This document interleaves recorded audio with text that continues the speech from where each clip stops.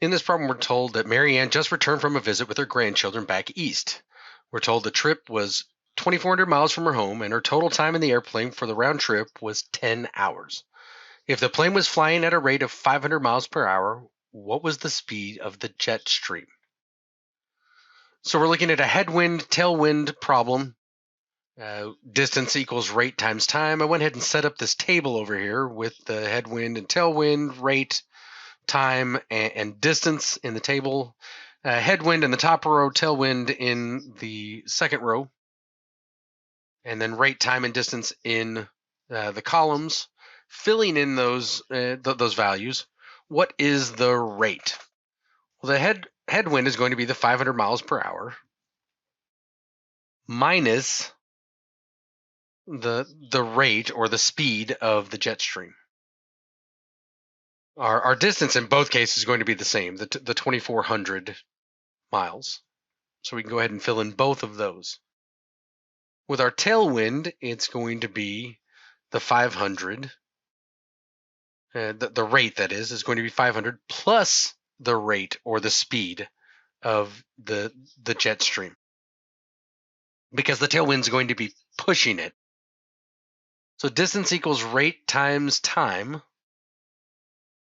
So that means time equals distance divided by rate, which in the headwind would be 2,400 divided by 500 minus r. And for the tailwind, it would be 2,400 divided by 500 plus r. Again, the speed of the jet stream. Now, what else are we given in the problem that we haven't used? We're told the total time is 10 hours. So we know that the headwind trip and the tailwind trip total time is 10 hours. So we can write this as 2,400 divided by 500 minus r plus 2,400 divided by 500 plus r. The two times equals the total time, which is 10 hours. So now let's multiply through by the LCD, the least common denominator, which would be 500 minus r times 500 plus r. So if we multiply everything by 500 minus r times 500 plus r, that's going to leave us with 2,400 times 500 plus r plus 2,400 times 500 minus r equals 10. Times both of them, which is going to be 500 minus r times 500 plus r.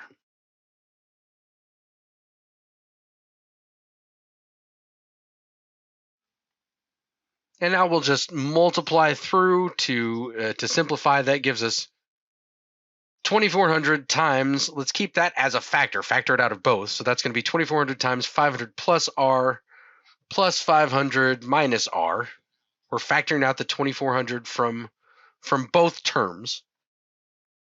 And that's going to equal 10 times, if we multiply through, that gives us negative r squared plus, we have negative 500r plus 500r, so those cancel out, leaving us with 500 times 500, which is 250,000. So simplifying even further, this ends up getting fairly simple because plus r and minus r cancel.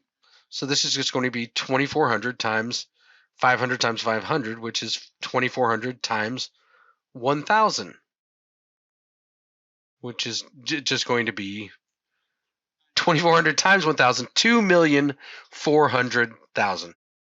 But then we have this 10 over here, so we divide it by 10, and that's going to give us the 240,000.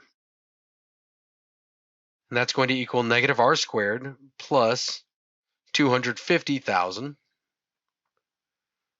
which is going to give us ultimately r squared equals 10,000. So taking the square root of both sides, and we get R equals 100, because 100 times 100 is 10,000. So now remember, that's the rate is the speed of the jet stream that we're looking for. So given the information that we are, the speed of the jet stream, or the speed of the wind, if you want to call it such, was 100 miles per hour.